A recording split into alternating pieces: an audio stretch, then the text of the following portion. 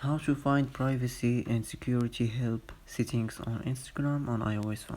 Hello guys, in today's video I'm gonna show you how to find privacy and security help on Instagram on iOS phone.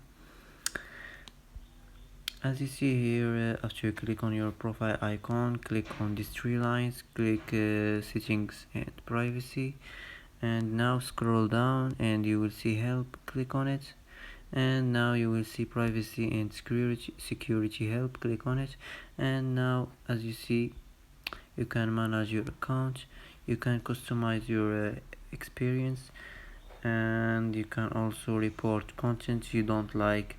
And that's how to manage privacy and security help on Instagram. And that's it for today. If you like video, don't forget like and subscribe, and thanks for watching.